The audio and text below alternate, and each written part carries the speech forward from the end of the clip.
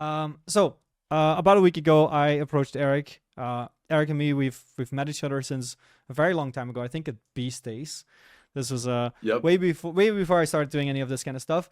And then I approached him and I said, like, look, I want to do a breakdown, but I want, like, do you want to join? Do you want to be there? So Eric said he was down. I think it's really exciting. So that makes it that I can actually directly tell Eric in this case my thoughts, the good and the bad. So I asked Eric as well, what kind of video are you thinking here?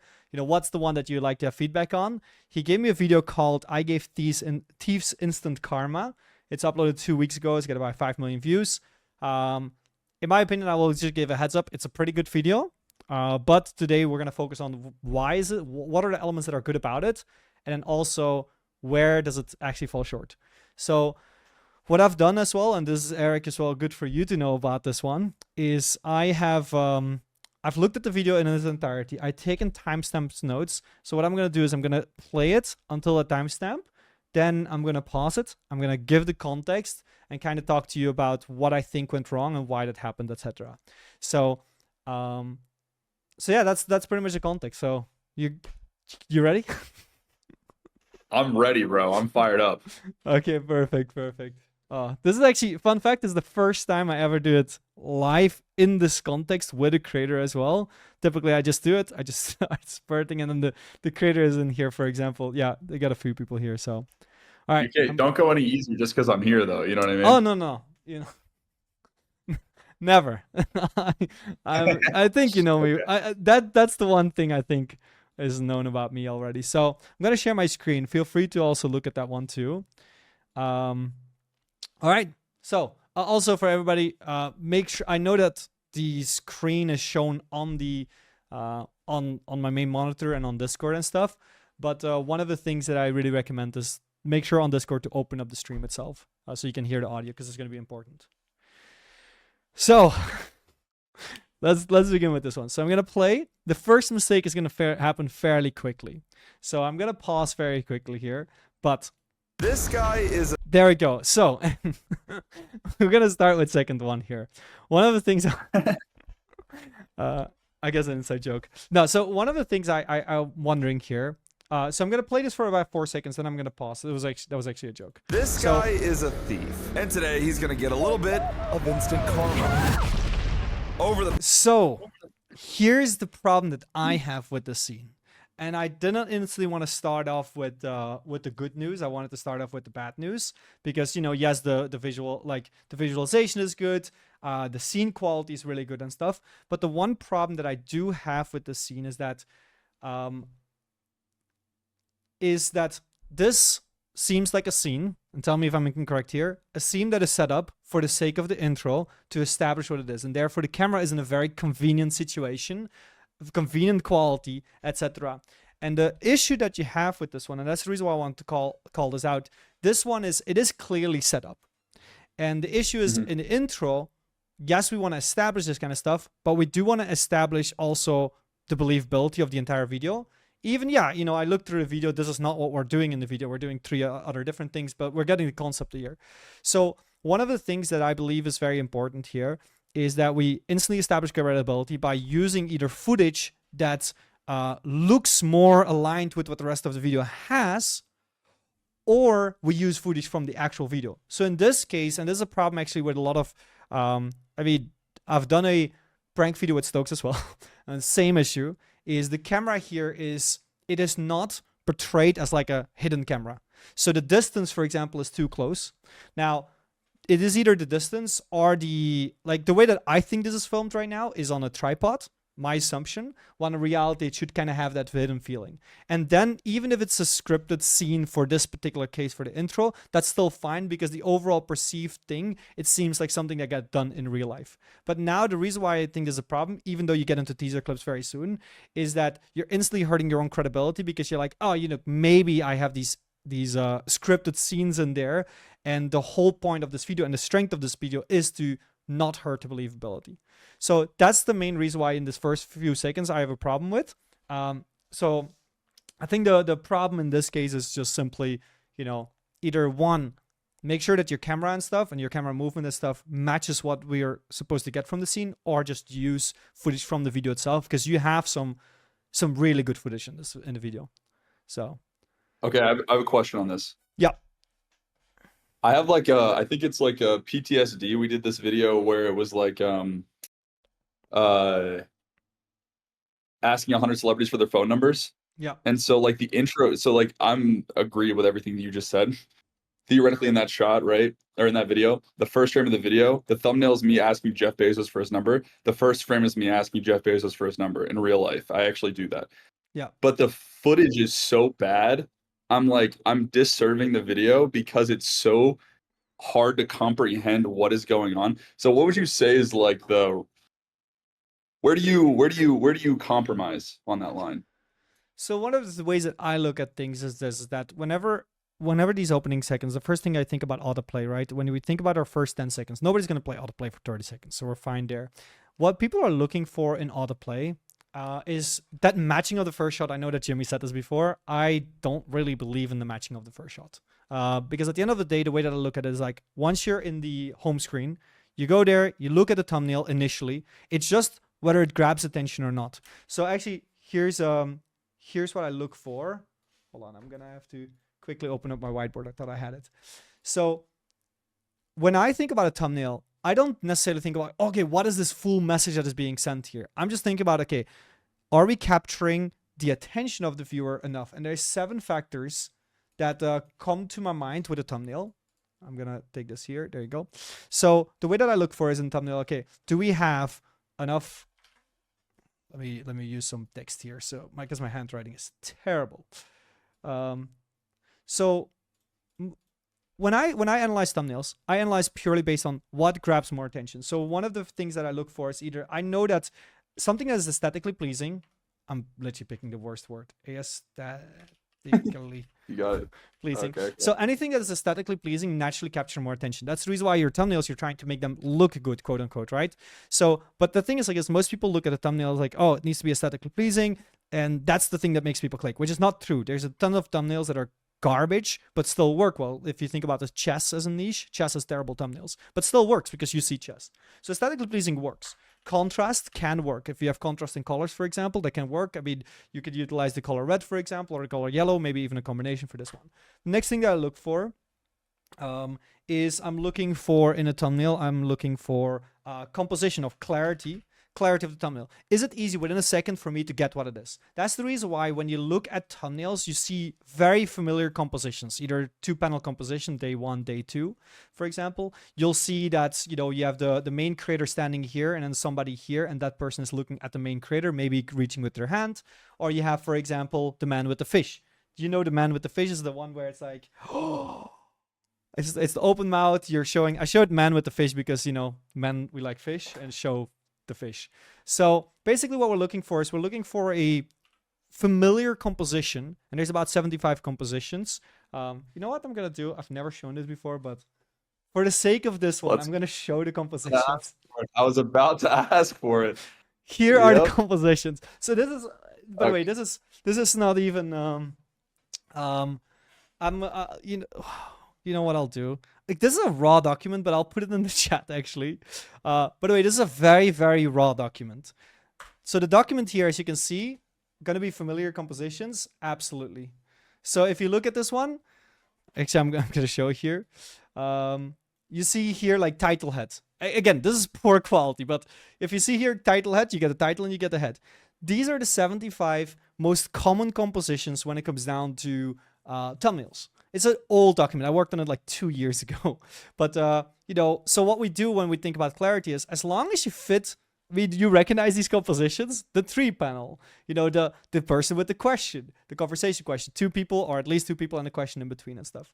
So, you know, the contrast, this is like big item, small item. I'd be surprised if I didn't pick a thumbnail of yours. It's got to be here somewhere. You know, mid progress, you get your days and stuff. But you recognize that these are like super common thumbnail compositions, correct? Yep.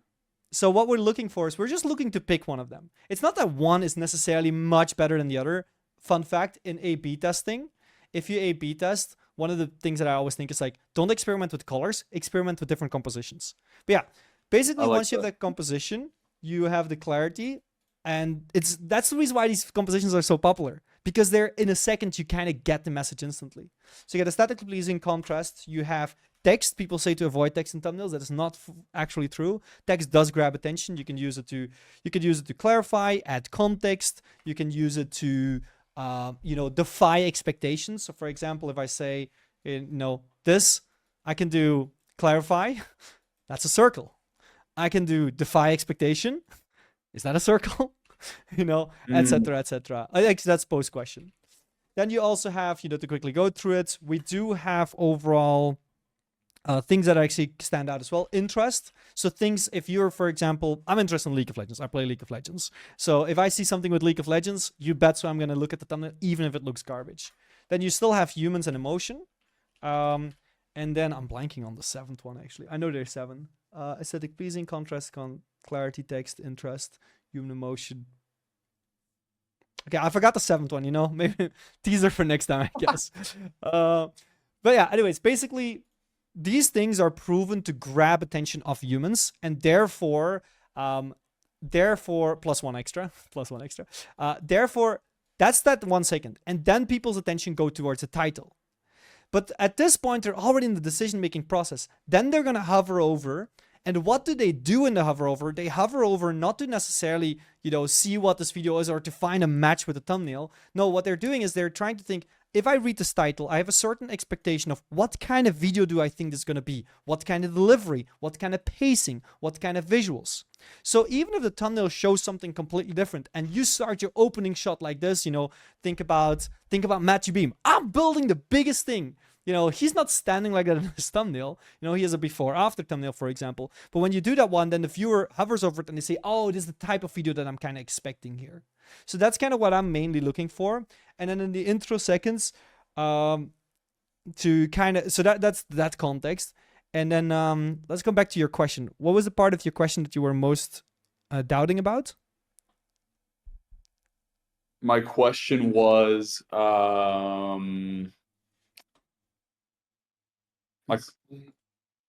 you have bad quality Airrack footage. Oh yeah. I have I have experiences where I go film really epic videos, but the footage isn't necessarily in context.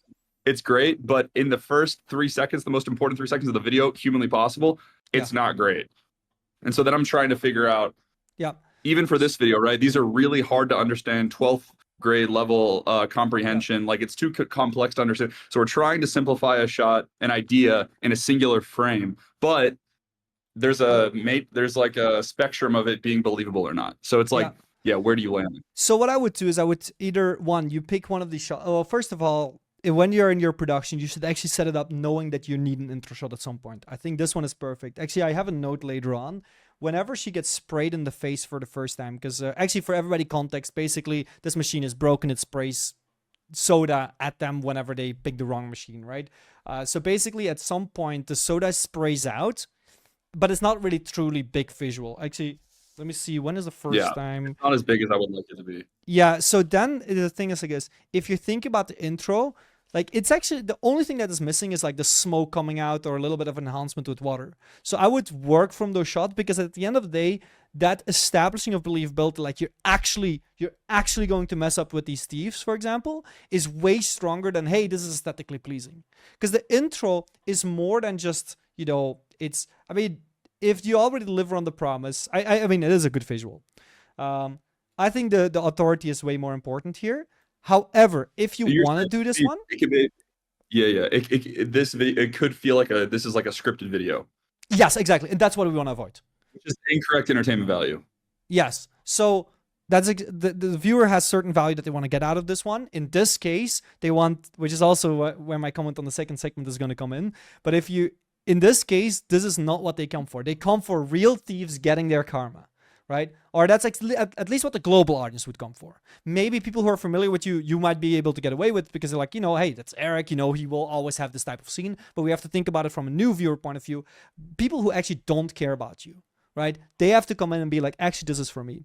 So basically, even if it is scripted, because this is a scripted scene, which is not bad, by the way, because I work with a bunch of people, and there's always a scripted scene here or there. We do want to make it look like it's not scripted. So that means the graininess, for example, like film from further away, a little bit grainier. The camera is in a less convenient situation, because those are the kind of cues that people are looking for. Now, the other part is this, is that my assumption here is that this beard, like something about the way that this person behaves looks fake. I'm not sure what it is. I actually, to this day, I'm not sure. Is this you? I No, don't it's even- not me. I wish it was me. I'm so used to the beards with the when you're Yeah. hiding in people's streams. So, but yeah. So basically, there's a little bit of the acting issue here, I think, as well. I mean, it's not a bad scene. You are establishing what's going on here. So you have two options here. Either use the real footage, and it's fine, because at the end of the day, there's only four things that the viewer is looking for in the initial seconds, which you are actually doing good, except for this scene here, which is the viewer is expecting four things, right? Number one, they're looking for a confirmation of their expectations. In this case, you have a scripted scene. That's not what they're expecting. So if you change that into something more realistically, they get their confirmation. The second thing is they're looking for context. Typically, in terms of context, we're talking about any type of rule sets, or we're talking in terms of structural context. Later on, I'm going to show everybody as well why you're doing it pretty good. So context could be anything, but if we think about our why, I'm not so much of a big fan of putting our why in the intro, because we can give it later and it's not essential yet. So that's why often I refer to as essential context only in the intro seconds. Then we're looking for a goal or an implied goal. I love this because I'm going to be able to explain to you implied goal, because you're having an implied goal. You're not explicitly stating your goal, but that's an implied goal. That's fine. And then we're looking for a tone. And the tone, this is the one, this three first ones, I would say pretty much everybody talks about it. Maybe not the rules and structural aspect of it, but people talk about confirmation, context, goal. But the tone is pretty much what we're looking for. Is we're looking for the music. We're looking for the visuals. We're looking at the way that you talk. Maybe the scene itself. Those opening seconds, do they help set the tone? The way that you do it, and I'm going to show it in a second for everybody, is you are doing it by using teaser clips, which is really, really good. Because that's why teaser clips are good. Is because you're unable to set the tone otherwise, the tone that the viewer is going to get.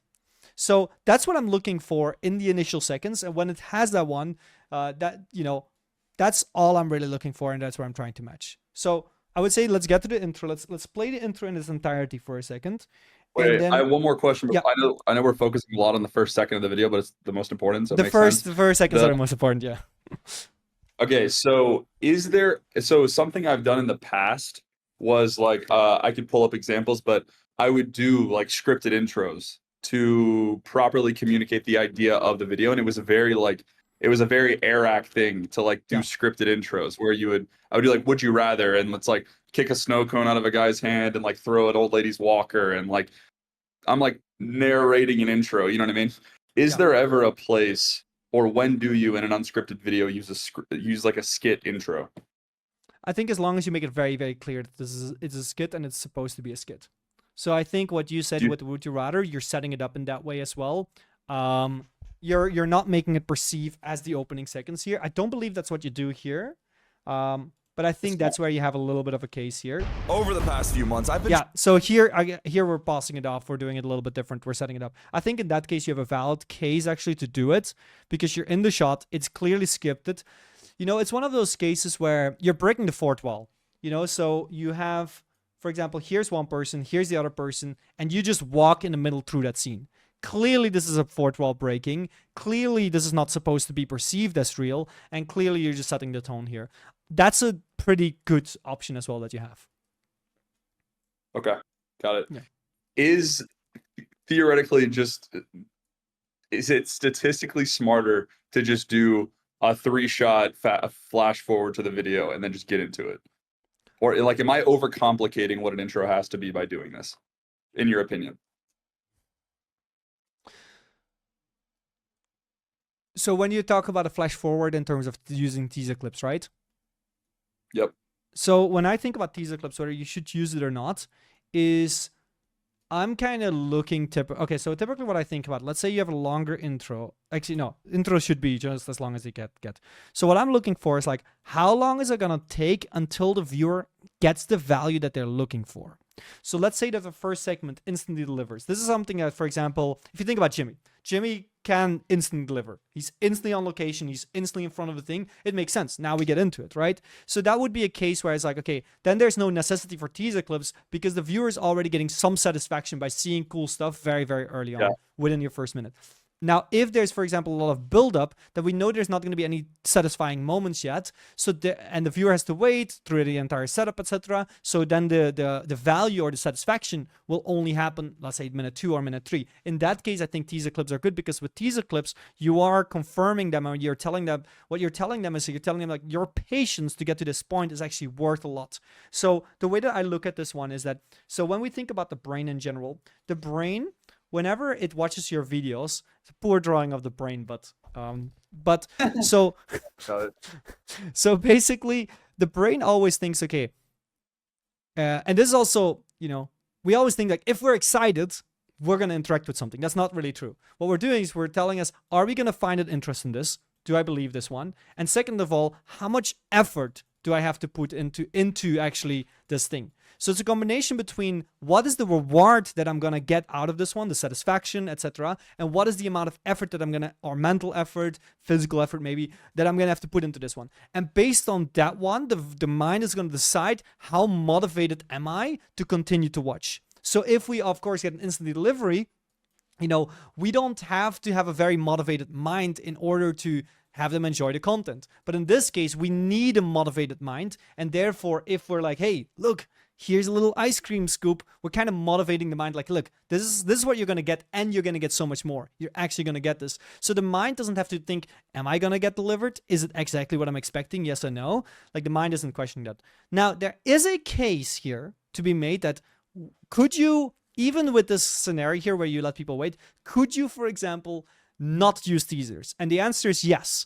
And that is like, if, for example, the teaser clips would not match the expectation of the viewer and you know you're under delivering, then in that case, the teaser clip could actually hurt because you're promising an under delivery and they could tune out faster. But that's like a nuanced, rare case. It shouldn't happen like that. And I don't think that's a good excuse, but I'm just going through some scenarios where you could leave them out.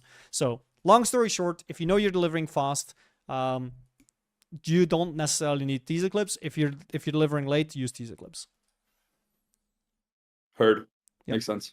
Okay, perfect. And I'll also later on I'll also talk about a few more brain things as well. I always like to tie it back together to that one. So I'm gonna play the intro as a whole right now. Then I'm gonna talk about. So it's about 25 seconds. So I'm gonna play the full 25 seconds now, and I'm gonna talk about what's good about it. And then actually, there's two good things actually that I now want to say about it. So this was the only seconds that I wanted to critique. The rest is pretty good. So let's watch this one. This guy is a thief, and today he's gonna get a little bit of instant karma. Over the past few months, I've been tracking down multiple real-life thieves, and today By the way, I just want to actually no, I'm gonna play it first, and then we're gonna go back. using 200 IQ level traps, I'm gonna give these thieves a little taste of their own medicine. Am I gonna go to jail? Yes. Why? Put your hands up. Put your hands in the air. Starting with my first trap in this video. Okay. So here's what I really like. First of all, so one of the three things that we're looking for in general is we're looking for visual clarity, auditory clarity, as well as structural clarity in both the video itself as well as the intro. This intro follows a very natural path. You know, you have the introduction of the concept, you see the people, then you see them get into trouble, then you see them get arrested. So the sequence in which the clips are chosen is really, really good. The second thing that I also really like is that you are actually respecting the viewer's eye movement. So one of the big issues that I typically have is that shots need to be shown for at least half a second to a second if these are simple shots. You know, for example, a simple shot, what defines a simple shot? It's a single person in the middle of the frame, for example, is a simple shot. You look at it, you instantly get it. You don't have to think too much. A complex shot is a shot where, for example, you have multiple people, they are doing a transaction, for example. You know, you need to show it a little bit more.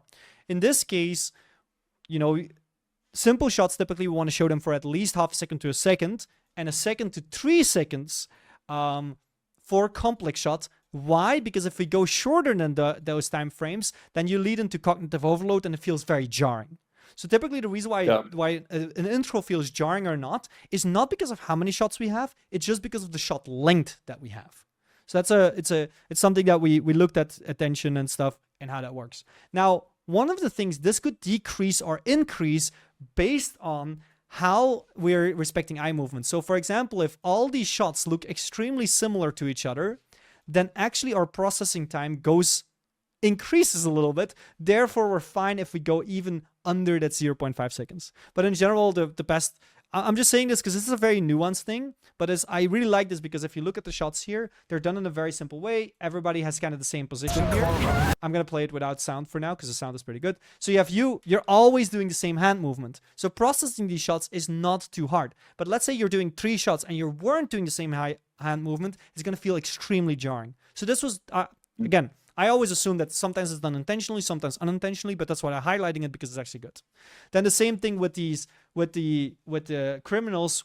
They're all in the same position. We're using center of frame, pretty good. Also, we're zooming in. If this was zoomed out, then it would be different, a complex shot again. So this is all fine. We have the coming up. We have the thing here. That's really great. We have just some special visuals. We have the police car, and now people are getting arrested. Such a natural sequence, really, really fantastic. Now, the question that we always ask ourselves in this intro is coming back to this one here. Do we have a confirmation? Do we have context? Do we have goal? Do we have tone? I would say, do we have a confirmation? What do we have to confirm? We have to confirm that we gave thieves instant karma. Well, we saw the shots. We saw the click, click, click. That helps with that one. We see a little thing being sprayed. So I would say, yes, we've established that we're dealing with thieves and we're pretty much pranking them. Context, we're looking for rules and structural context there. Like, do we have an idea of the rules, how it's going to flow? Yes, you've actually established it, you've talked about that, so we're great there. The goal, like structural context, we're going to get to this in a second. The goal, normally you state your goal, and the goal is that we're going to do this one, and then you get the trophy for the best thief pranker. But in this case, the goal for the viewer is just to see people get a payback. So the goal is kind of implied. And the goal, what you're having is, it's an implied goal by, giving thieves instant karma. We can imply a goal from this one. Okay, that's the goal. So therefore, when we have a situation where the title already implies a goal, we actually do not have to state the goal ever. So that's something that is really good to know. It's because if you now did state the goal, it feels so forced. It feels like, why is this line here? It just feels robotic. So, and then the tone is real quick. The only thing I'll say, I agree with what you're saying. Like, theoretically, if I was like, and by the end of the video, we're going to see who's the worst thief. I'm like, bruh, I don't care. Yeah. But would you like to see more edge on the goal? Or is the goal pretty clear to you? It's pretty clear. It's a very strong implied goal in this case. Now, in a lot of cases, it's not clear. So then you want to reinforce. Now, here's the thing. So whenever we're thinking about any information, this is not just in the intro. Often we think, do we want to say something? Or do we want to just say other type of, like, okay, do we want to say something explicitly? Like, hey, this is what's going on? Or do we want to imply it? So here's what it is. For example, if anytime you're dealing with a situation, for example, make sure to watch until the end because something special is going to happen. That's a very explicit way of saying it, right? What there's benefits and downsides to it. The implied way, or the less explicit one, is like, man, oh my God, wait, in 5 hours you're going to arrive here? You brought a box? Can't wait for that. That's like a more nuanced way. So here's the benefit of both in a way, actually. It's when you're dealing with information, you give it in an explicit way, you never have to worry about whether they're going to be curious, about what could happen. For certain they have not missed a piece of information. Now, in this case, I made it very clear. So in this case, even the implied way, it's very hard to miss it. But there are cases where you're like, should I say this or should I kind of just build around it? So this is always certain, but the downside is it feels very artificial. This one, it is you're uncertain the viewer got it, and that makes curiosity uncertain, but it comes across as very natural and stuff. So that's the reason why every single time, if anywhere where you're thinking, should I use a blur, for example, and just make it mysterious, or kind of be like, hey, look, I can say, for example, at the end of the video, there's going to be a YouTuber. Or I'm going to be like, at the end of the video, good old Airrack is going to show up, right? In this case, we risk having no curiosity because the viewer kind of just, sorry, no, this is a different example. This is related to curiosity. Actually, I'll touch on this example as well. Basically, here... Maybe a way to sharpen this. Wait, keep going. Yeah, I'm going to actually flip these around here. So if we're being very explicit, then in this case, we can ensure that there's interest, but it may feel forced a little bit. In this case, by keeping it mysterious, actually this... No, okay, you know, I'm going to stay away from this example. And a reason why is because in this example, the nuance of the second one, because purposefully withholding information is very frustrating. So I'm not going to give this example. Long story short. What if instead of our thing where it's just like, look at all these thieves getting instant karma, it was like, it's gonna be like, worse and worse thieves are going to get like more and more punishment as we go through the video. It's like somewhere in the middle of these two, right? So that's for another piece of information. That's less related to explicit information, but that is related to the next thing. This is a good transition. Okay. I'm gonna take this transition because that's with this one. So here's what I like about it, and here's what I don't like about it. So obviously, I've already established that you've set the tone also with the images and stuff. When you talk about the worst of worst, here's the thing. This one is going to be perceived to a lot of people. There's 3 equal segments. Now, here's what's good. Using this one is actually amazing. This is actually it's a method of chaptering without using chapters. And here's a little fun fact. Actually, did you know about the London Underground experiment where they put a train and they put these like screens? Have you ever heard of that before? No. Oh, you're gonna love this one. So, by the way, everybody else, I know maybe you've heard this before, but every single time I explain to anybody, it excites me. So there was an experiment at some point.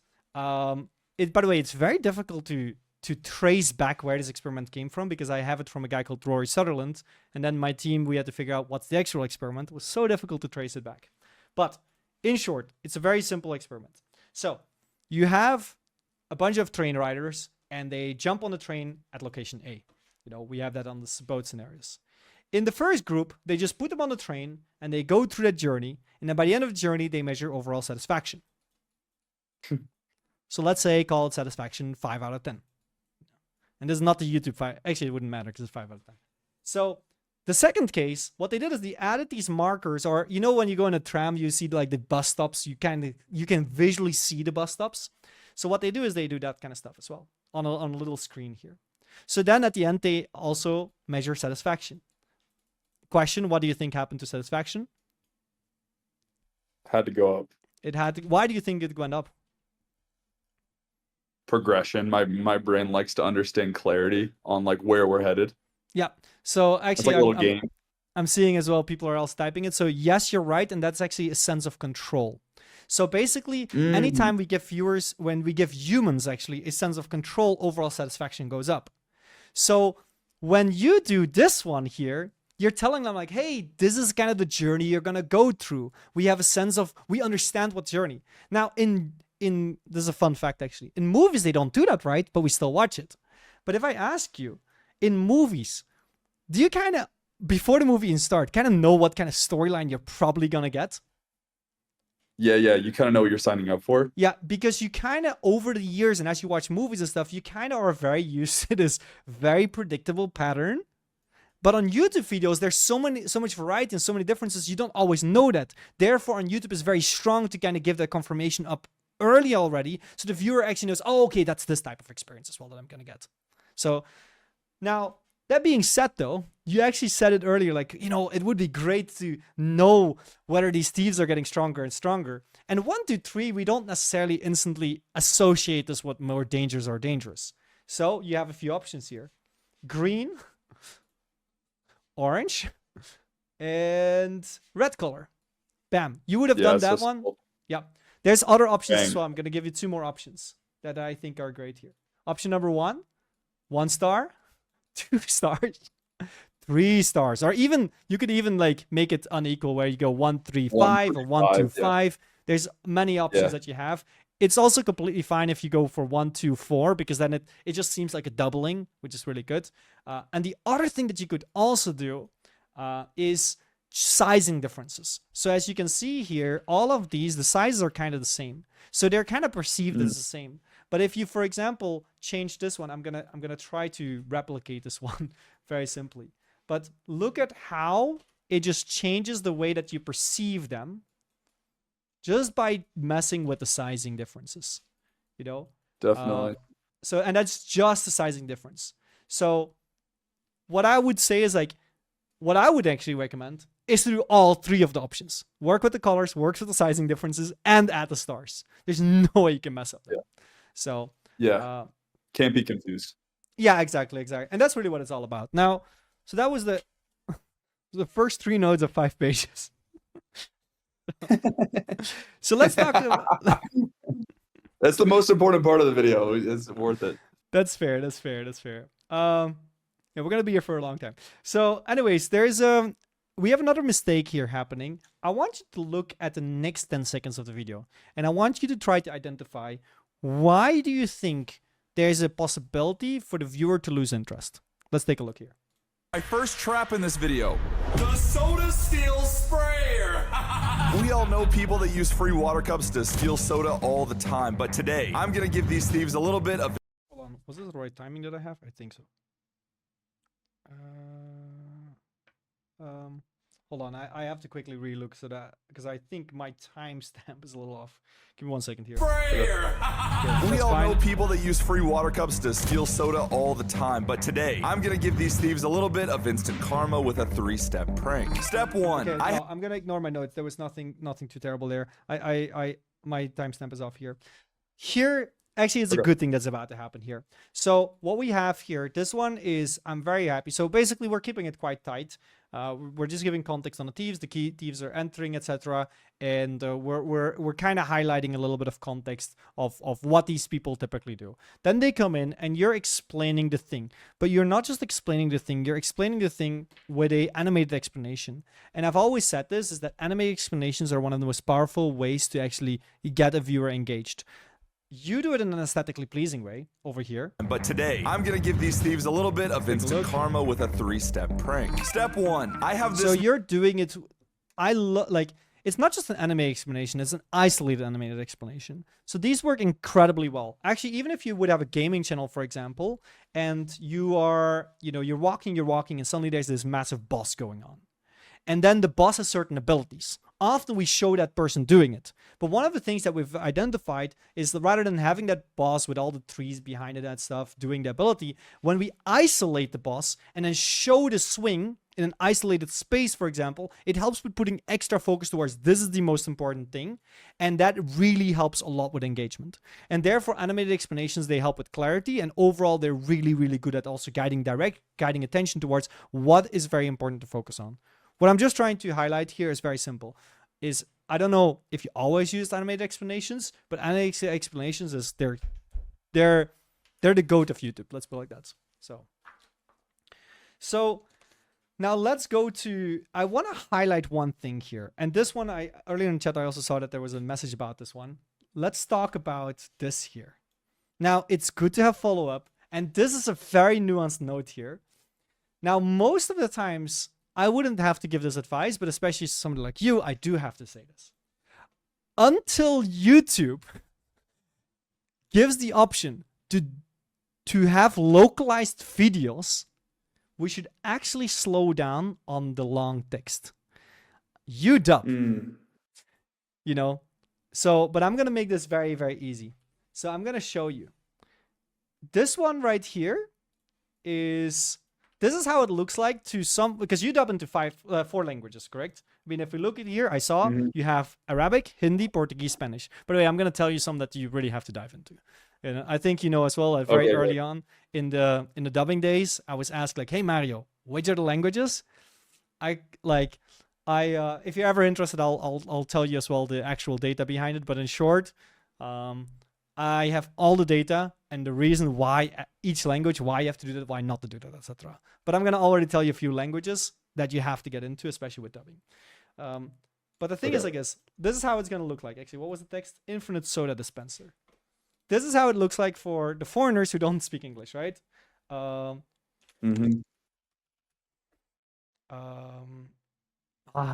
Soda in Dutch is so difficult. I don't know. Okay, anybody who speaks Dutch is gonna hate me for saying it like this, but We use a lot of English languages, but imagine that this is how it looks like. Can you see how this starts to get inconvenient? I know you also use a lot of it's confusing. yeah, you lose a lot of subtitles as well, which the way you're using it is good, but you know it's starting to get confusing. It's gonna feel like it's less catered to you. So that's the reason why typically like step 1 is quite fine, because out of this one, it's quite easy to understand what's going on, but we don't want to go too disruptive, especially with the subtitles. This becomes disruptive and stuff. This is also the reason why if you ever use, for example, hey, 10 pounds, you do write 10 pounds and then you write also 5 kg right under it. Also, again, it's a way to appeal to everybody. Now, talking about the languages, the reason why I'm giving you this information is because you're dubbing. If anybody wouldn't be dubbing, I wouldn't give this piece of information because it's not that important. So talking about dubbing, here, actually, you know what? I am gonna, for a second, I'm gonna open up the Beast channel because I know he dubs into every language. So I know that the list is right there. I will tell you the ones that are good, and I will tell you the ones that I think are not that important to get into. Can't wait. So, because not all of them I have agreed with and match the original research. So if we look at this video, we can see the tracks here, right? So 24 tracks. That's not the amount that you should be at. You should be at something at like 15 to 18 maximum, depending on pricing and stuff as well. So Arabic is a good one. Because so basically, I will tell you where my research came from. This is a good thing to know. So in my research, I looked at English proficiency. That's why in German, people already since like 10 or 12 years old, they're learning English. They have extremely high English proficiency. So when you do that in their language, the problem is if they have their YouTube browser in German, then guess how they're going to be served your content? In German. But what if that's not their preferred language to watch this piece of content? And not everybody is, like, not all viewers are familiar with this just yet. We're still in the early days of dubbing. That's the reason why all this kind of stuff happens. So I looked at English proficiency. I looked at internet access. This is why Ethiopia, for example, was not one of the bigger regions to target. And a lot of African countries, like, so internet access or, you know, consumer and stuff. This is why India has skyrocketed crazy. So I looked at English proficiency. I looked at localized average view duration. And I hate saying this because I'm against that metric in general because it doesn't correlate. But in this case, we did have to integrate it to kind of figure out if normally people watch 5 minutes and then localized people watch 2 minutes, there is an opportunity. And then there was a bunch of other factors, such as, for example, we looked at ad spend. You know, ad spend. Why? Because we don't want to target where there's no revenue at all. That's where Russia, for example, right now is very difficult. It's like, do you target it? Do you not target it? Because you're not going to make revenue from it, but you're going to get a lot of views from it, right? So that's like where you're kind of weighing out all costs. And there's a bunch of other factors that I looked into. And because of that, eventually that's where the languages came from. So if you look at the languages here, the one that I really recommend is Arabic is a very strong one. There's a big Arabic audience. Bangla, this is one of the latest ones you would typically do, but this one, you got Bangla, Urdu, and Hindi. Hindi is the one you would start with, and Urdu and Bangla is just, these are riskier ones. For some people, they work, for some people don't. Chinese is okay, but I don't really... Chinese is okay if you're actually going on the Chinese platforms with this content afterwards, but you're probably not going to see much return on investment on this content. French, I don't agree with this one. This was literally the weighing out. So this is French. I know French speaking people really love to speak French. So, but the problem is their English proficiency is still high enough. So this is like I've seen mixed results with French. German, same thing. Hindi is also mixed results. This one heavily depends on how good your voice actor is, but I really recommend it. Now here come the languages that I'm very excited about. Indonesian is massive. If you ask me, Eric, go get into Indonesian. You're going to notice you're never going to regret that. Italian, this is one of those riskier ones. Both Italian and German, they also had dubbing culture in the past before. So therefore, those are very difficult ones. You'll see hit or miss. This is where return on investment really starts to into play. If you, for example, soccer creator, yeah. Oh, Eric got stuck, I think. I'll wait. Maybe his internet will come back. Oh, wait, is everybody no, we're still good, correct? I'm looking at chat right now. I want to make sure it's not on my end. I'm not dropping frames. Okay. You can see and hear both. I think we're glitched. Wait, so Eric, Okay, let me hang up. Oh, Oh, there we oh. go. I'm back. I'm back. there we go, there we go. Wait, real quick. When you say a dubbing language is effective, is it based on return on investment or is it based on pure viewership addition? Both. So for example, that's the reason why French return on investment is very weak. For example, French return on investment would be high, but viewership is very weak. So this one is it's. Let's make it like this. So like I have some Minecraft channels that I worked on. Even if it made complete sense, they're not gonna make their money back. So, but you're sitting at 5 million views. Here's the thing, actually, I don't know how it is because of the language that you target, but I assume that your English-speaking audience is more than 10% still, correct? Yeah. Let's put it like that. That's not the case for everybody. So if you look at the ones who dub into 15 to 18 languages, we're going well below this number. So I can say. But that tells you, that means that if you're, for example, let's say this is the reason why I think it's so important. And by the way, I'm saying this to you and actually for everybody listening as well. This is important because yes, often we think about the retention tactics and that's really what it's about. But often with bigger channels, we also look for opportunity. Where's our next 2 million views? So if you think, for example, let's say 5 million views right now is our, let's say that's like, I'm going to make a wild guess. Let's say it's like 30% English still, So if we think about that one, well, that is, what if that 30, what if that drops down to under 10? Let's say that's an easy 1 to 2 million views extra. Very easy. How do you make it back? Either through AdSense, your RPMs are going to go down, or you just do an extra brand deal. And they pay more because now you get more views. And if you look at this 1 to 2 million extra views, well, that's about, what is that, like 20, 30 grand? Let's say 15 to 30 grand, depending on how strong the sales team is. You're going to make that back. So that's kind of how I look at these kind of things. So Understood. To kind of go through this, well, Indonesian, very, very strong. The next ones, Japanese and Korean are okay. Malaysian is, I haven't experimented with this one. Marathi, I don't think too crazy either. Polish, they have pretty good English proficiency. Portuguese, I mean, you're already doing it. Punjabi, but here are some of the strong ones. Thai, Turkish, and Vietnamese. I'm going to skip some of these. Russian is also really good for views. Terrible for return on investment. Thai, Turkish, and Vietnamese. Here's some fun fact. In 2019, restore connection.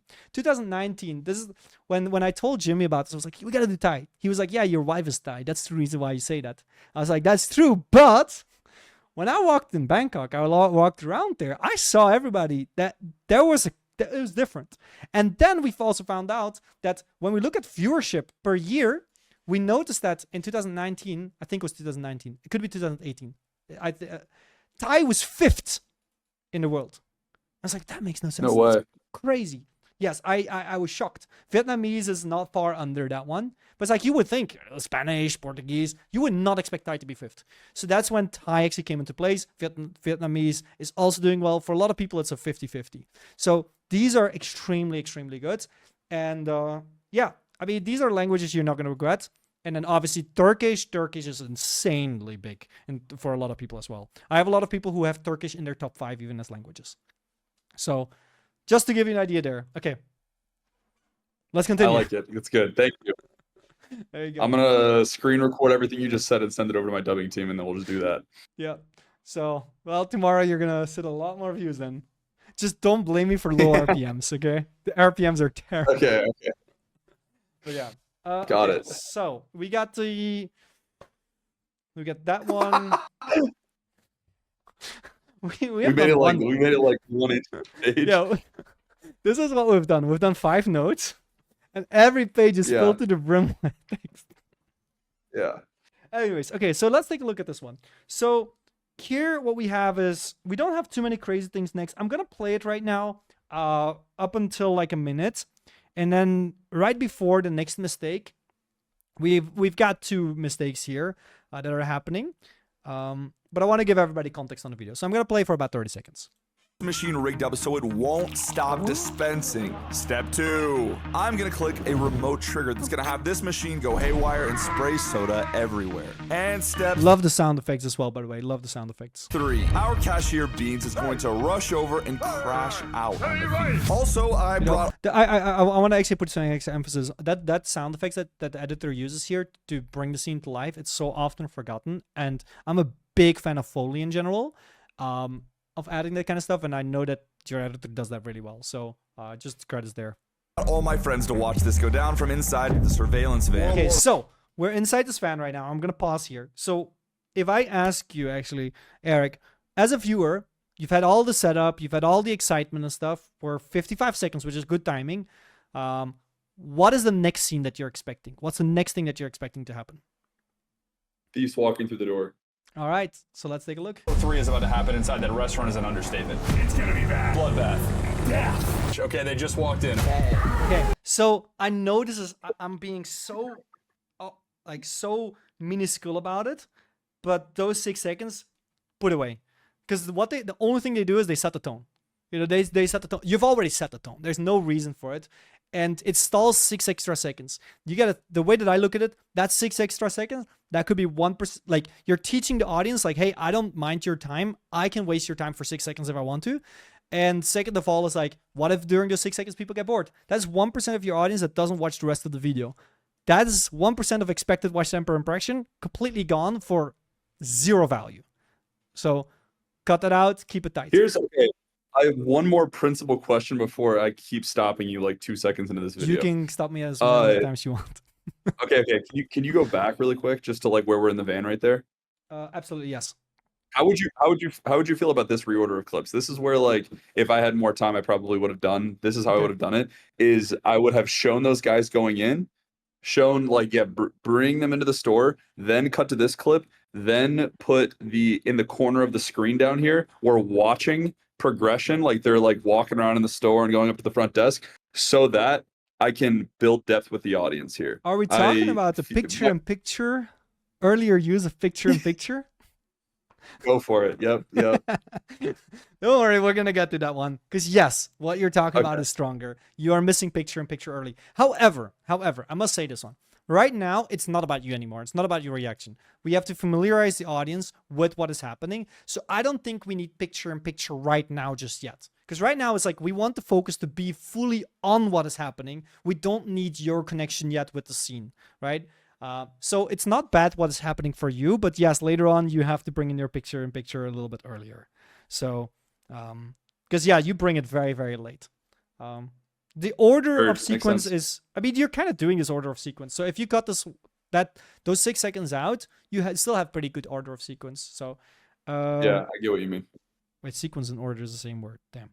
So the next thing, so yeah, that's a little bit unnecessary stalling that you have there. Get into it, they're getting here. Now here it goes pretty well. However, I want you to focus for the next 10 seconds. I want you to purely focus on the cutting in between camera angles. And I will just want you to think about, you know, it's supposed to be intentional because the viewer is all like every decision that the editor makes is going to tell the viewer where to focus, what to think, what to feel. So I want you to take a look at the next 10 seconds and kind of feel what do you think goes good or wrong here. It's our first time here. You got anything you recommend? I mean, the Wagyu cheeseburger is crazy good. Let me get 2 of those. 2 of those, and then to drink, you guys want like water cups or? Yeah, can I do water cups? Yeah, water cups. How do you feel about all those cuts? I wish there were more wide establishing shots, but that's the only thing that's flagging in my mind. Yeah. So in my eyes, the way that I see it is that the cutting back and forth doesn't feel intentional enough to the viewer. So we know that we have this frontal angle, that's fine. Here we want to establish that they're at the thing, right? So we are establishing that they're at the counter, completely fine. We've got a nice full shot over here. And then, you know, when they're ordering, we want to focus on this one. But here, once we go here, now there's not like, we've already established all of these kind of things. So we don't need to establish those things anymore. So right now, for example, the only thing that we have not had, because we've mainly dealt with wider shots, is we haven't focused on the emotion just yet of either party, whether that's the cashier or these people. So when we then start to go back here, This doesn't give us any new information. If anything, we're now going further away. If anything, we have to go deeper into it. Focus on their emotion, bring the tension.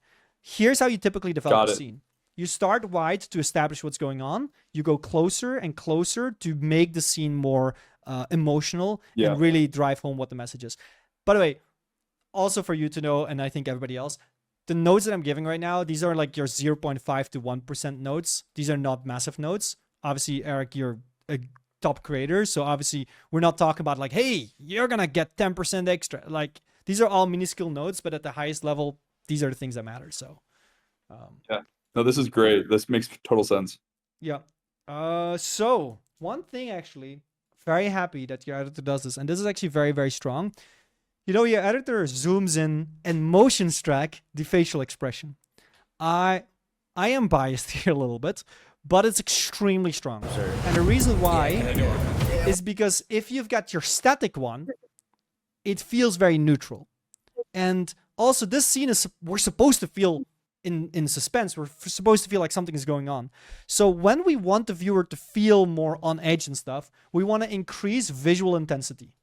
And visual intensity could be done by cutting faster, or could be done by adding more movement. Now, cutting faster could be very jarring, but by doing this one, we're keeping focus on the person, and just by having that movement back and forth, we're having visual intensity, and that's really great to help stimulate those emotions.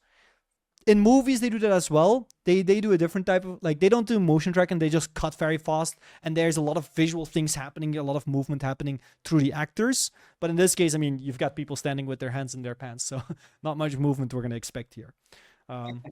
So just a small little thing there. Also, one of the things you're doing good is you're adding the heartbeat sound effect, which tells again how the viewer is supposed to feel. And because there's a state of suspense, here's a fun fact. Basically what happens in the good old brain is when you tell the viewer through this way of cutting and the music, hey, something might be happening, it triggers a neurotransmitter called noradrenaline. And that neurotransmitter tells the brain, you need to pay more attention.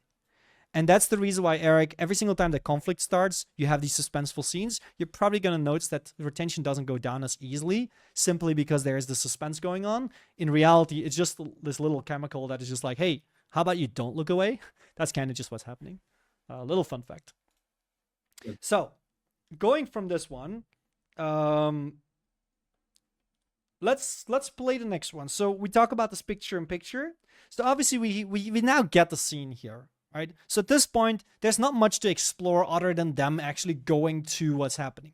So in this case, it's like we want to start adding the subjectivity and adding you in the picture because we haven't seen you in a while. So let's see when that happens. Okay, cool. Yeah, what's the water cup?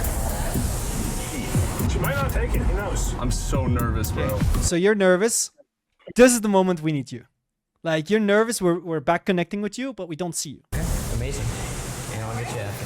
Thank you. So now all the anticipation that is happening, that is making people watch for longer, that makes them excited and builds the excitement, they are not sharing that emotion with you because you're not here. So now we're just expecting them to expect what's coming. You could elevate the emotion, and it's going to make it feel better.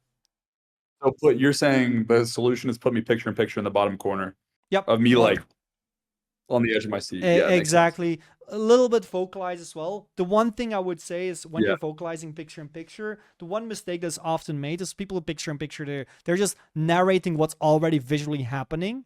So what I will always think is like, either you're elevating the emotion is what you're trying to do, you know, or helping to elevate anticipation or adding context. Or one of the good things that you can do when you're doing picture in picture is put focus on certain things. So in this scene, for example, if we look at this one, Like, nobody, for example, is focusing on how he's like nervous with his thing. You could be like, man, he looks so nervous. He's going to go for the soda. Nobody's focused on this one. So if you're doing picture in picture, putting attention to certain things that are happening is absolutely great, because then now you're adding and you're changing the meaning of the scene. So either, yes, you can react to it, but if you're going to say something, make sure that it adds value and is not just narrating the same thing that is already happening on screen.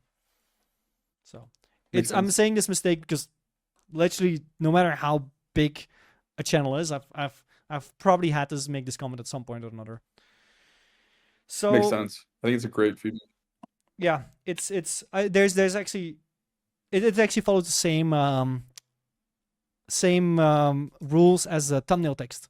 defy expectation, add context, put focus or elevate emotion, etc. So, Got it. Next up, we've got the simple mistake that could have actually been easily fixed in editing. So we have to think in the next part here, the viewer is about to get what they want, right? So this needs to come home. This needs to hit very, very hard. So let's see how hard it actually hits here. So let's find out. How exciting is it? Oh, here we go. Here we go. Here we go. Here we go. Here we go. A little unfortunate, by the way, before actually cliffhanger here. We've got text on multiple places. This is not good for drawing attention. Text is great. Earlier you used saucy because there was not much going on, right? Here, adding this one as well is also fine. The viewer already knows what's happening. So if I think process of elimination, you could probably add the step one, remove the step one here, probably, because we want the focus to be on him and here.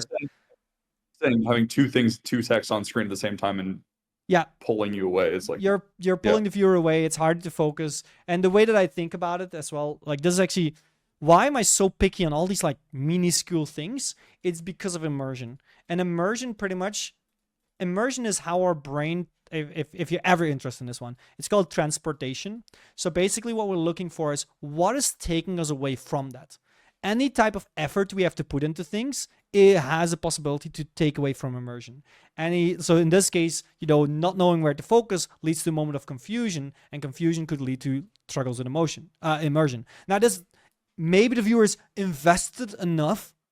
In this case, I think they are invested enough that it won't matter. I don't think anybody's going to tune out here because the scene is strong enough. But typically when I see this one, I know, let's say that we didn't have a strong scene and you would still do this practice. Well, now you've got a big issue because now the scene isn't carrying it.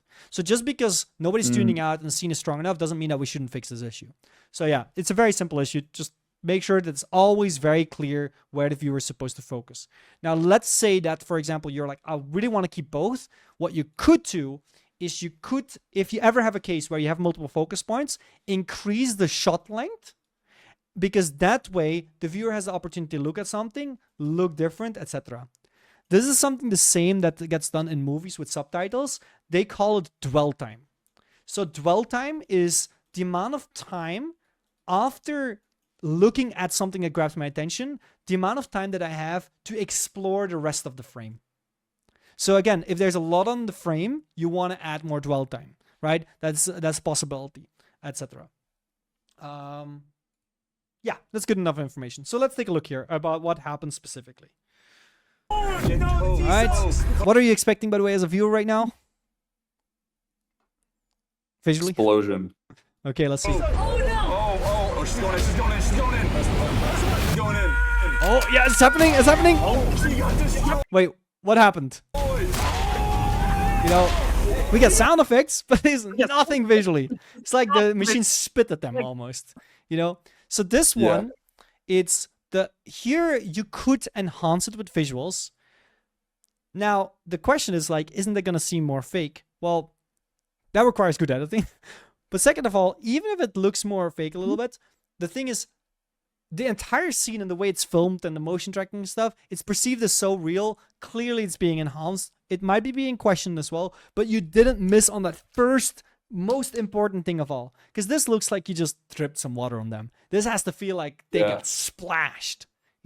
This sets the tone for the rest of the video, because if this is the tone that it pretty much affects how I'm going to feel about everything else you're going to do in this video, pretty much. So got it. Very small little thing here. Now, hold on here. So here's where slowly some issues are starting to occur with this video. So far the video is actually not bad. It's actually a pretty good video so far. We got what we came for, we explained it, we got the thieves, and we instantly paid to them. I was surprised you delivered within the first 2 minutes you delivered on that one. But now I want to focus on everything else that's happening here. And I'm going to play for the next full minute here. I'm going to play for a full minute. And I want you to pay attention to how the viewer is going to feel. So I'm gonna bias you a little bit, but I'm gonna do it so that your focus gets drawn towards what I want you to focus on. We know once the payoff is there, The viewer already got that, so we're looking forward to what's the next thing. Maybe some initial reactions, but what's the next thing that they get? When do we cue that next thing? This is one of the good things to know. Interest works like this. Once conflict gets resolved, we're looking for our next cue of something that is going to happen next, right? Because what happens is once we get the satisfying moment here, guess what happens in overall with our, our dopamine levels stay stable. Are they stabilized? If this is so exciting, dopamine spike, but then guess what? It stabilizes. So nothing here is motivating us. So what's the first motivating element? So let's take a look from here on and kind of figure out where that moment is. It's not funny, dude. It's not. So we got initial reactions. That's completely fine. Am I missing any context? No. funny. Okay, I think you should go get involved. Go get involved. Yeah. I pressed. So, okay, he's getting involved. That is good. So now we're awaiting what Tyler is doing, right? So we're expecting Tyler in the next 5 to 10 seconds, probably. I don't. Dude, you could Grab one of That's funny, by the way. those back there and can you just help me with this? So now, things are escalating, but we don't have a good camera angle of what's actually happening. So we're missing visual context. So now we're just hearing people talk. That's what the viewer has. I'll hold it. He slips. Random third person in the frame, by the way. No idea where he came from. That's a little bit confusing as well. So here's where I think your video is starting to hurt, by the way. You have a random person. Any key people in the figure need to be introduced, or they can just randomly show up and start reacting. It's like, who's this guy? So you do that back earlier. You did it good because it gets zoomed in. Okay, so now we're like, this is what you do good because now we don't see that third guy. But now it's like we're expecting Tyler to come in. Oh no, he's falling everywhere. What goes in a water cup? Water. What goes in a water cup? Water. So here we have to think. Yes, I know this fits your style because I know your type of content, but you got to think from a pure theoretical point of view. What is the viewer coming for this video? We're getting instant karma. Did they get their instant karma? Yeah. So now we get the initial reactions. And now we're just, we're not being anticipating something new. We got Tyler. That's the one that we Tyler is getting in there. Oh, we're going to reveal it as a prank. And now just stalling. There's nothing new introduced. We're just looking at people yelling. It's like the fight is over and now we see all this fighting going on. This is after the fact. So here, what you want to do is actually, the Tyler part is good. We have to deliver on that one. This stuff, I would cut extremely tight here. There's very little cue of how we're supposed to progress towards the scene. There's no sense of progression here. So then we have Tyler entering. That's good. Okay, so let's see Tyler enter. So we have a few seconds that I think could be cut there. Keep it tighter. Get Tyler in there. Now, what are you expecting that Tyler is going to do? I'm too deep in the sauce, so I have no idea what you are expecting Tyler to do. Okay. I think you think that Tyler's gonna reveal that it's a bit. Something like that, or at least he's gonna get actively involved. Correct. Let's see what Tyler actually does. Just can you please just make sure, Dude, he's putting on a And he's just stepping around there, not intervening. So we have this big thing that we're introducing to the viewer, like, oh, Tyler's gonna get in there. Something is gonna happen. We're anticipating that, and he just stands there. He doesn't react. We don't get to zoom in on his face. He's just there, and that's like, okay. So I've been waiting. You gotta think. So this is coming back to dopamine. Dopamine actually spikes happen at 2 moments. Actually, could be 1 moment. Okay, I'm gonna say this. Let's say that the moment of Tyler revealing is happening here. And the moment that he walks out, actually, and for anybody actually listening, I want you to guess this. And by the way, Eric, do not look at the chat. But I want you to guess, when is the dopamine spike here? When he walks, so we have, he walks out, right? Out of the van, you tell him to go there. We have the scene that's playing here. We have the things that are escalating. And here he walks in the store. And, where do you think the dopamine spike happens? It could be anywhere here, based on your knowledge. Are you asking me? Yes. Are you asking chat? What's that? Are you asking me or chat? I'm asking you. The chat gives a response just so I know. I can. Oh! For this bit, it has to be these guys getting sprayed with the stuff, and then it's over. Oh, this always makes you so excited. No. So, actually, so this is a fun fact about dopamine. Dopamine, most people think that dopamine is a reaction to a reward. Like, oh, they're getting the moment happening, right? That's not how dopamine works. The way dopamine works, actually, is dopamine triggers the moment that the viewers start anticipating, because dopamine is not what makes us feel good. Dopamine is what motivates us to keep on watching and anticipate. So the moment that you tell Tyler, hey, get out of the van, go get in there, that's when the dopamine spike happens because, oh, something exciting is coming. So that's when we anticipate. Then what happens is it goes back to base level, or it might stay high depending on how the scene evolves. So then the question is, when this moment happened, let's say he walks in there, does the dopamine spike or not? When he walks in, yeah, the dopamine's spiking. When he doesn't do anything, it's like dying, no? So when he walks in there, there's no dopamine thing. The only time you get a dopamine spike is if what he does is unexpected or positive, or we really like what he did, beyond expectations. You only have that beyond expectations. Else it stays stable. And if it's below expectations, yes, you actually have a dip. And the reason why this happens, by the way, I'm gonna explain the science behind this. Dopamine is climbing as anticipation is climbing, right? Not necessarily, but it could. But it's not necessarily true. That's not how dopamine works necessarily. So he's walking out of the van into the restaurant. You're anticipating something. Isn't dopamine like riding that? It could, but yeah. So basically, here's why I'm gonna say it could. It depends The craziest on how. part of this whole conversation is that Tyler walked in there and actually did say, I don't know why it didn't make it in the cut, but Tyler walked in there and he was like, "You piece of shit! What the hell are you doing?" And like that wasn't in the cut for some reason. But yeah, anyway, it's just funny. Yeah, should have made that would have fixed it. But now he did nothing. He stood there passively. So now instead of this we expect him to walk in there and we expect him to reveal it. So when he's like, "What are you doing?" For a lot of viewers that might be beyond expectation because I didn't expect it. So why would that lead to a dopamine spike? Because it teaches our brain, hey, being patient is good. Next time that Airrack teases something, that's really good. So yes, that would have actually fixed it. But now you don't have that. So now, like, if he walks in there and then he reveals like, hey, it's a bit, then I would say there's no dopamine spike here. Probably what's going to happen is the viewer is going to feel good because it's release of the suspense and the release of the tension. But in this case, because nothing happens, we have this dip. And that teaches the viewer being patient is bad. So now you've actually, one little scene that you missed there, I'm explaining the science here, but that one little scene that you missed there could ruin the trust in your ability to tease the viewer. So. Heard. Okay. Makes sense. So we have made it past page 2. We're good. We're on track. So basically, yeah, he stands there. Nothing much is happening. Now, I'm going to play up until 3 minutes, and then I'm going to cue you with the next big mistake here. And again, you can tell that this is, by the way, this is very common. Very early first 2 minutes, a lot of people fix that. And then, then the lackluster, the mistakes start to happen. So very, very common though. But yeah, we have this one. What is Ty doing in there? This is good. At least we're putting some focus on Tyler right now.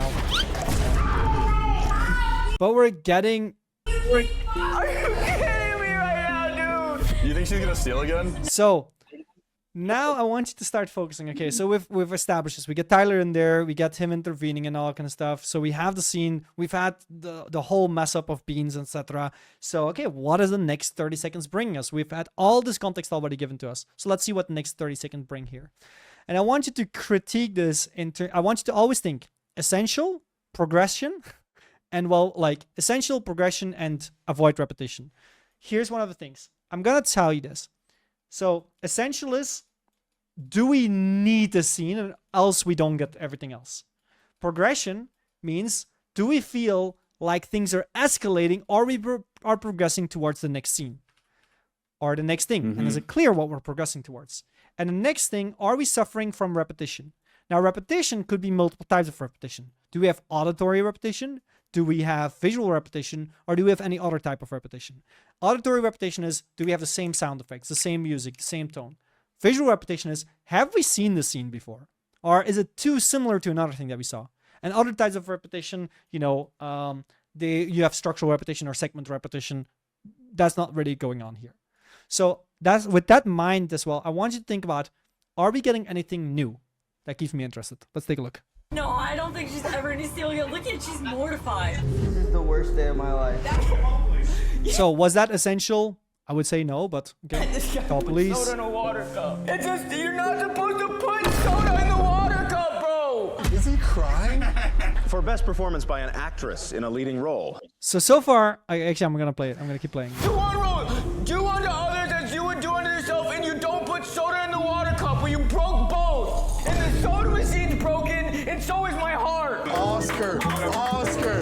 Oh, So the big question that I want to ask: what's the purpose of that scene for the rest of the video? What's the purpose of that scene for the rest of the video? Yes. It basically doesn't do anything. It's like, it's just, you're like, the grab is definitely doing this. Yeah. Uh, So imagine that scene happens. yeah. Let's say that scene happened before the payoff of the dispenser. Here, we have enough excitement going and anticipation going that nobody's going to tune out because they're anticipating this reward. But right now, there's nothing holding them that is like story related or video related. Nothing is holding them during this moment. It's just, you see a guy just crying, just playing it up. And yes, some people will find it funny because it's exaggerated, because it's ridiculous, because it's mismatched with the situation. It's an escalation of something that we didn't expect. So there's multiple reasons why a person could find this funny. But we could very easily argue that there's probably a majority of people, or even if it's not majority, a large portion of people who probably would not find that funny. So the question is now where the only thing that is carrying the scene is whether a person finds this funny or not. There's no anticipation or anything like that. Therefore, I would say probably want to cut that whole 25 seconds out. Just keep it tighter. Either progress the scene or not. So that's the whole issue that we have over there. Here is, and if we just look at everything that so far we could have cut, we're talking about 40 seconds that could have been cut out of the whole video already. That is massive when we think about 3 minutes, Yeah. Now, Facts. let's talk about you coming in. So, actually, we're gonna keep on playing this until about 4 minutes, and then you come into the picture.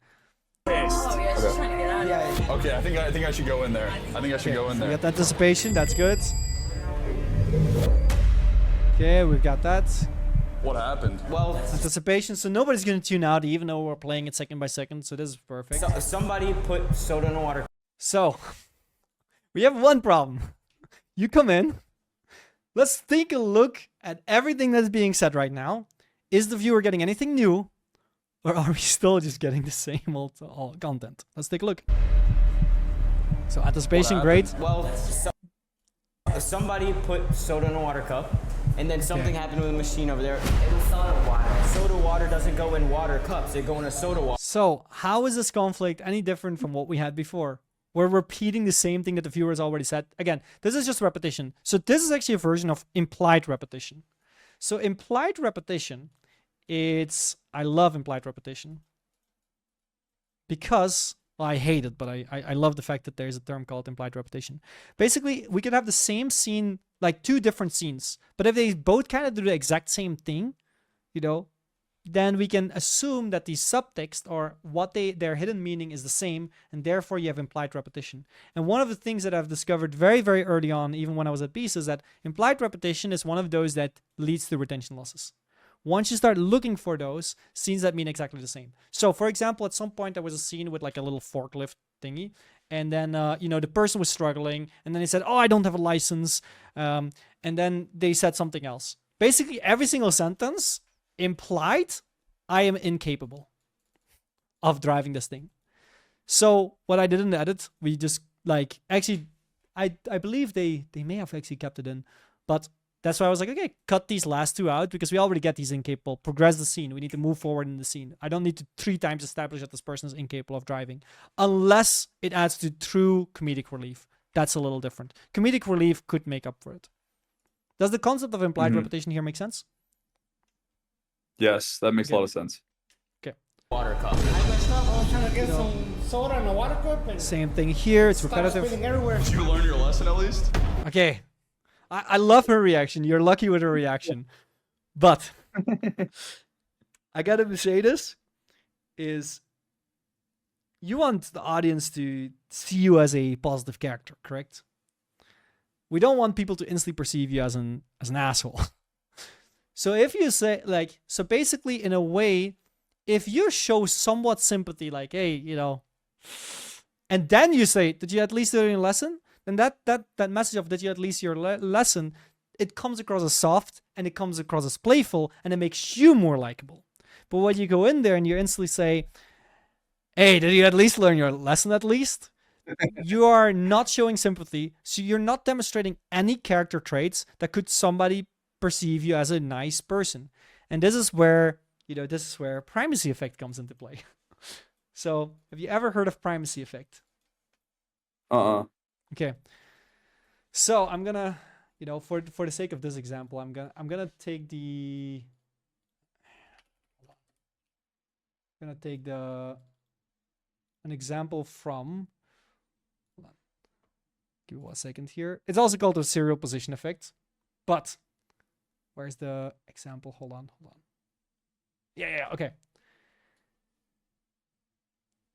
So basically, here's the two examples here. I love this one. It just always gets me excited. So one day they showed this list in front of people, and then they measured, you know, who did they perceive as more likable or as more positive. So basically, I want you to think here, which of these people is perceived as more likable? Which of the two Steves? Steve 1 or Steve 2? Yeah, why is that, do you think? One. Phenomenal characteristics. Yeah. However, they're the exact same characteristics in the second way as well. Yeah. Leading. We just changed the order, right? Okay. So, That's funny. So basically, the way that we do things for you as well is like show positive characteristics first before you show the negative in your videos. So people have a more liking towards you, and when people have a more liking towards you, they tend to spend more time watching you, and they're more likely to continue watching you, or, you know, be okay even with your negative sides, etc. So that's why every single time I have a protagonist, I want them to first be perceived as good before they are saying anything that might be perceived as bad. Okay, makes sense. Yeah, very small little thing. That makes sense. But yeah, very interesting. That's a really cool trick. Yeah, it's we do this for many cases. There's also yeah, you always start positive before you start negative. Actually, I made this mistake because technically speaking, what I should have done in the beginning of actually I did do it. When we started talking, I was like, hey, you know, great video, this, that. Now I can just bash on you all I want. But imagine that I came in and I was like, hey, terrible video, you know. Anyways, yeah. So let's move on here. So we had that you learned lesson at least. Now here, here I'm gonna play again. So you got your lessons, you get the prank here. What is the viewer expecting? Us to move on. Correct. Yeah. Let's see. How long does it take? Right now, you just got caught in 4K.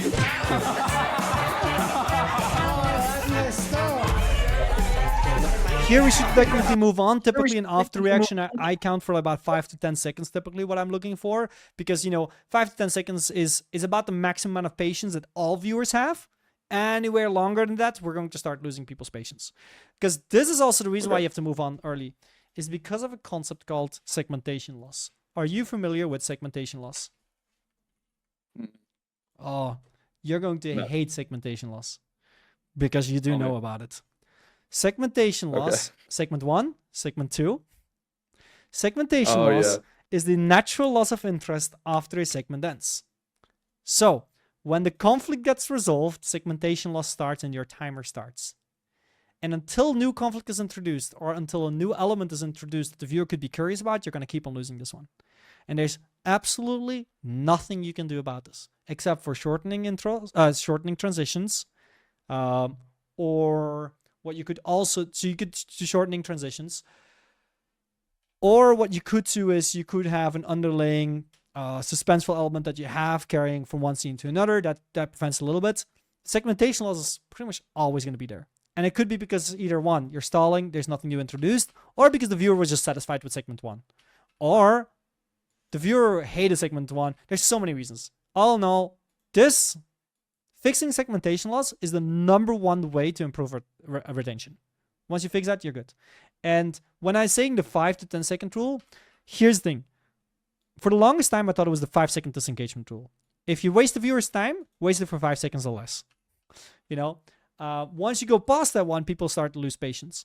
I'm starting to believe that that's a 4-second disengagement rule, because when you look at shorts, you notice that after 4 seconds, people always swipe away. So that's why I'm like, hey, maybe people have gotten better here. So basically, reduce this at all costs.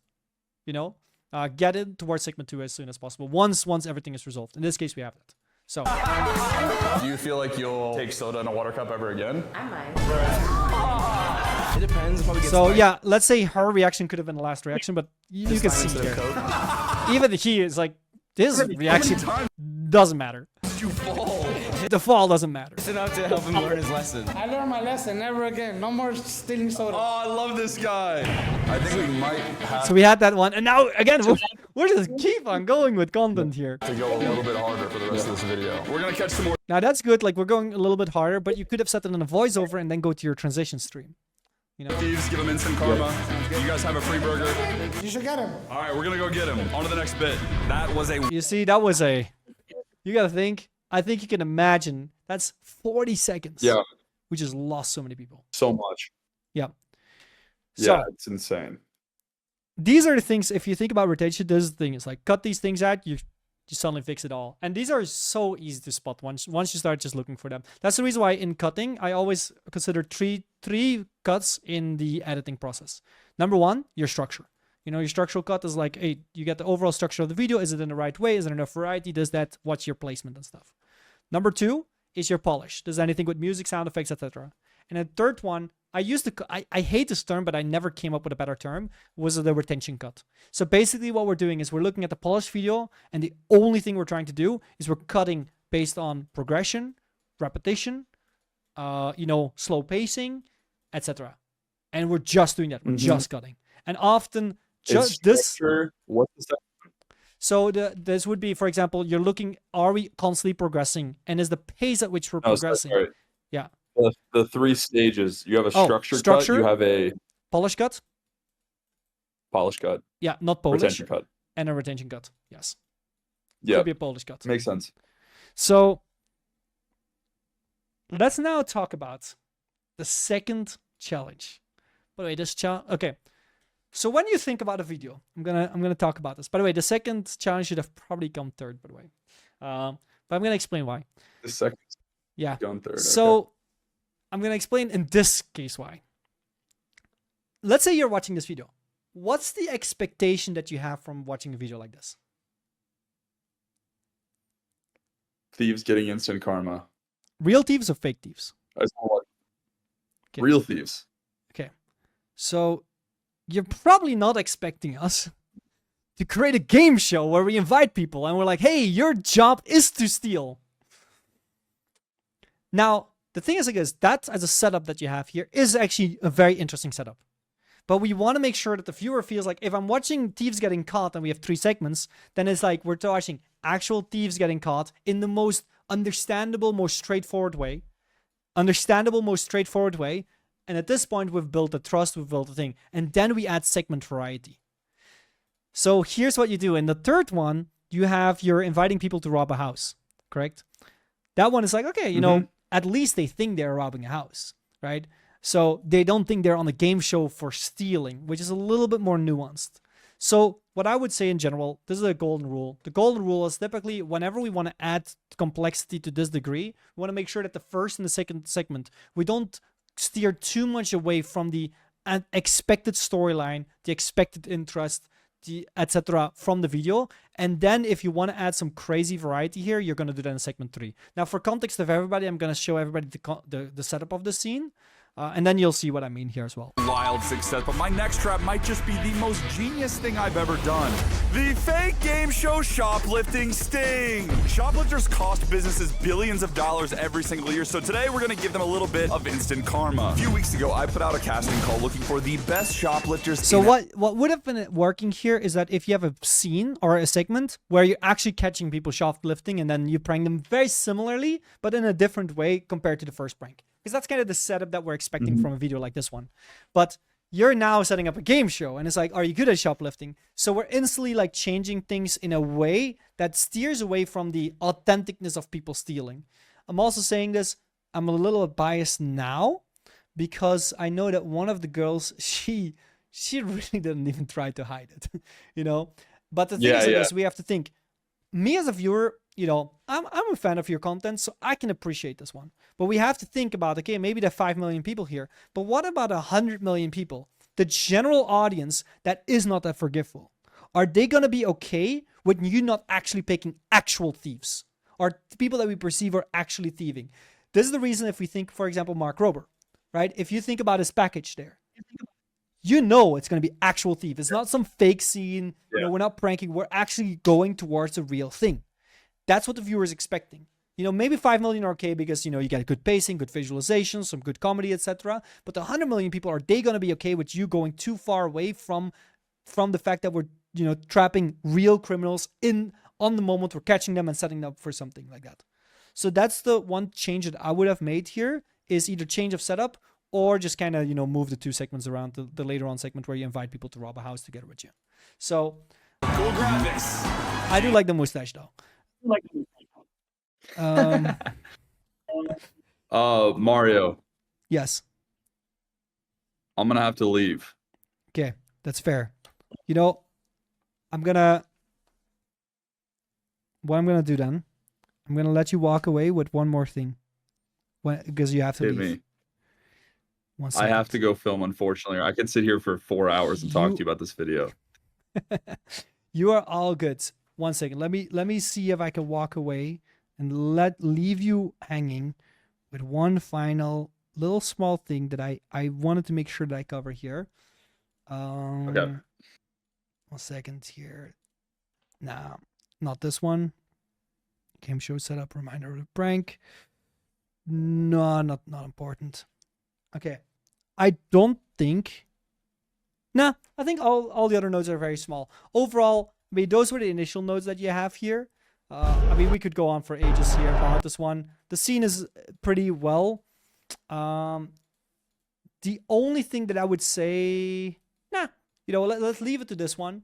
I think what you're doing well, actually, that I want to highlight here later on, is you're doing a good cross-cutting between 3 people here when people are stealing and stuff.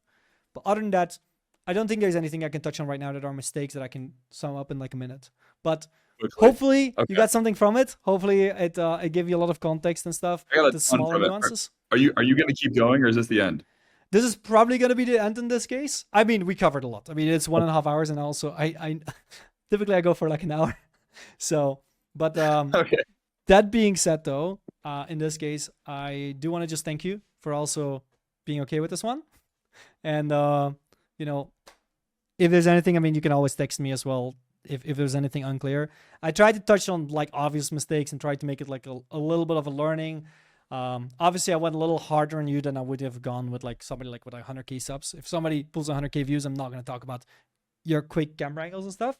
But yeah, that was the initial roast. Anytime you want to roast a video, you let me know. I'm gonna circulate this to the whole team. I think and then the next video, maybe after we implement this, you can roast that one and we'll run it back. I am down to come here anytime and roast any video. And community chat, thank you guys for having me. I'm so appreciative. That was awesome. Thank you very much, Eric. I'll see you next time then. I'll see you at Fit Summit. All right, I'll see you in a couple weeks. I'll see you. Bye. Peace.